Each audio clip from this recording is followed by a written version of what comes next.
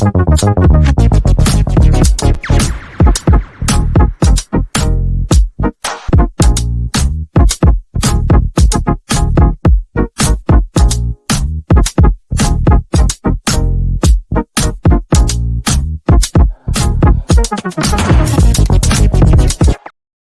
everybody, Russ from West Ham Network. Hope you are all safe and well. I am in the broom cupboard yet again, and I'm wearing a shirt.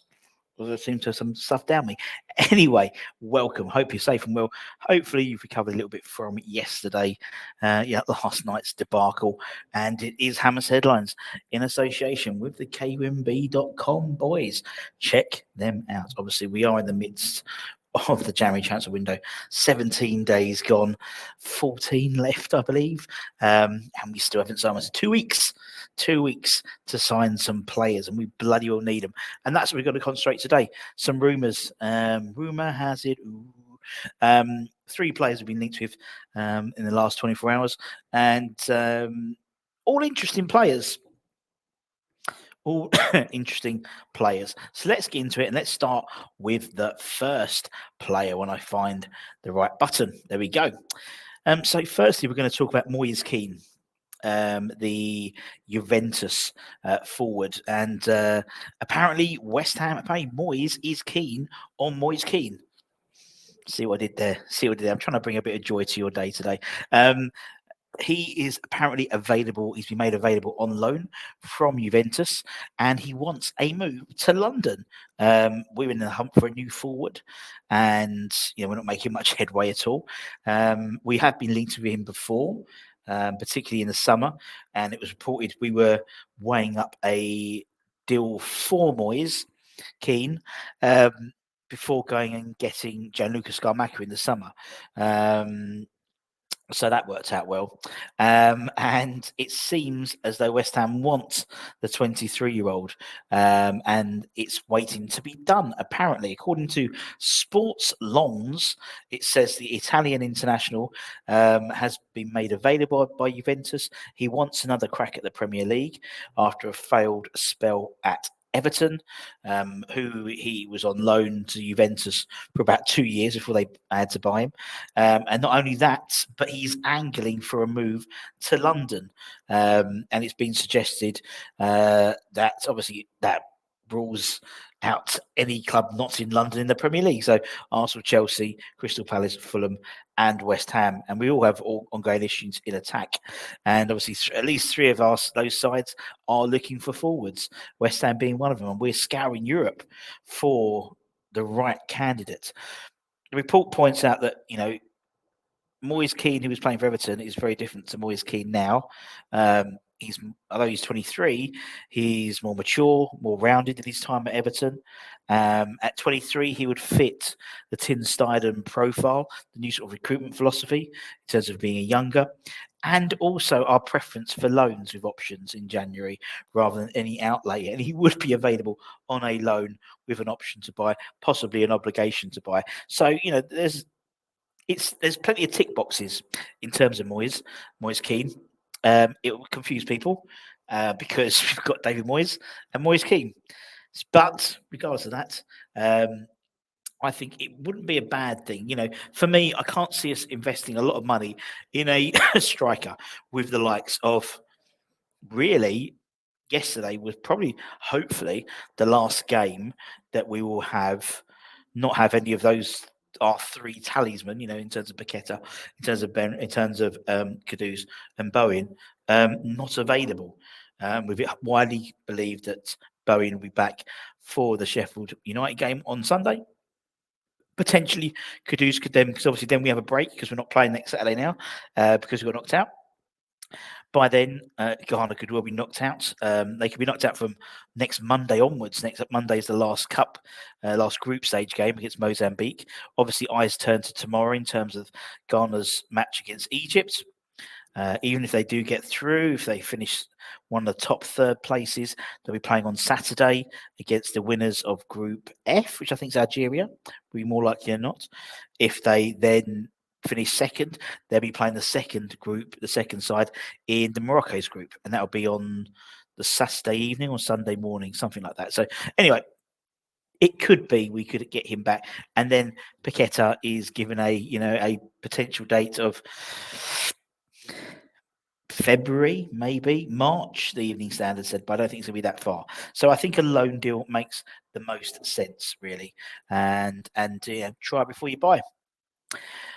In terms of other players, another player we've been linked with in terms of a forward position is this guy, Morgan Whittaker from Plymouth. We've already spoken about the likes of Jonathan Rowe. We've spoken about the likes of Jack Clark. And Morgan apparently is the next one we've been linked to and we've been looking at. We're being joined apparently with Fulham and Brentford in the race for the Plymouth Star. He's 23. He's been a stand-up performer for the Championship this season, and his form's not gone unnoticed. He's got 15 goals and 6 assists in 29 appearances in all competitions this year, so 21 goal involvements in 29 games. He's netted 6 in his last 6 league games, and West Ham and Brentford have been keeping tabs on him for a while now. Now Fulham have joined the race. He's 14 strikes this season that put him just behind Samuel Stosis in terms of the race for the Golden Boot in the Championship. He returned to Plymouth permanently last summer after seeing a loan spell at Home Park cut short just months earlier. And it's been widely reported that the ex-Swansea player cost Plymouth Argyle a record fee of £1 million plus add-ons. Now, having notched up 9 goals and 7 assists in the first half of the 22-23 season, he helped Plymouth achieve promotion to the Championship, but was recalled in January 2023 to Swansea, and he made just 1 start there, and then returned back to Plymouth afterwards, and now Plymouth now have bought him, and they now stand to make a massive profit on him if he moves to Premier League, which I'm sure he will do. Plymouth are currently 19th in the Championship and are 8 points clear of the relegation zone, so they may well decide to sort of take the hit and sell Morgan in terms of bringing in players who could get him out of this predicament in the Championship. And as you said, there's lots of great players in the Championship. Jonathan Rowe we've spoken about, Jack Clark, and Morgan makes it 3. So we'll keep an eye on that one, but you'll see some development this January, I would imagine. And lastly, we're going to talk about this gentleman. We're going to talk about the Celtic centre-back and former Tottenham centre-back Cameron Carter-Vickers. Apparently, Celtic are open to bids for the centre-back amid interest from other clubs, including West Ham. According to the Daily Record, on Tuesday, they put it on the record that West Ham have joined Brentford and Forest in showing interest in the defender. He joined Celtic from Spurs summer 2022. Initially, he was on loan, and he's made exactly 100 appearances for the Scottish side. The Daily Record was quoted saying he's wanted by West Ham and Forest and Brentford. The Premier League trio have been monitoring the Celtic defender throughout the season, and while it may take a bid of well in excess of the £6 million the Hoops played Tottenham to prize him away, the Parkhead hierarchy are bracing themselves for offers arising. I mean, he's 26, good age, and he's had previous spells in English football, which again is something that we know that I know Timmy's in charge of the signings, but it's something that Moyes is always keen about in terms of having Premiership experience. English football experience. He failed to make a single appearance for Spurs, but it doesn't matter. I think again, it's not the most exciting player we've been linked with, but clearly, and it's something we've spoken about quite a bit, centre half is a position we definitely need some reinforcements. You've got to think Ange is his mid-30s. I don't agree with offering him a new deal, to be honest, next year. I'd let him just ride off into the sunset. You've got to think Naif. There's a question mark on him in terms of whether he's going to be around. I don't think we'll sell him. I don't think we will have time to sell him unless Morocco get kicked out of the AFCONs early. Zuma is always one knock away from basically being injured and being out for a prolonged period. And Mavropanos, yesterday was an absolute horror show from him. I mean, I give him his dues. Although he was having a horror show, he didn't shy away. He did keep trying stuff, but he just wasn't on the money. So it's an area we need massive investment in, definitely in the summer, and definitely need something now. And Cameron may come in.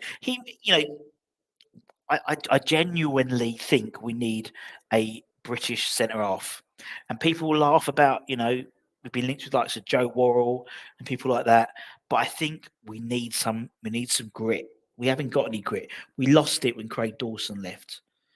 Yesterday and the first tie at London Stadium, we needed some grit. Bristol City were kicking lumps out of us, and we didn't have anyone.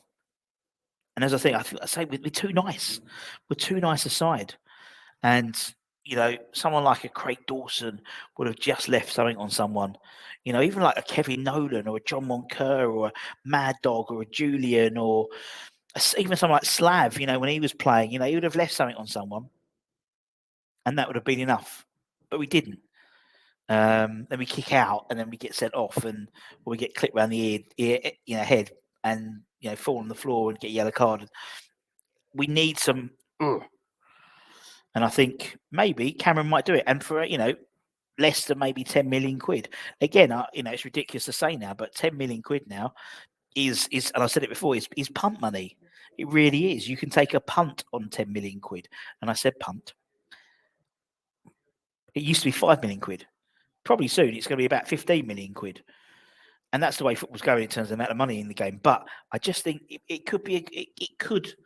And yes, he had a failed time at Spurs, but he's been well established in the Celtic side.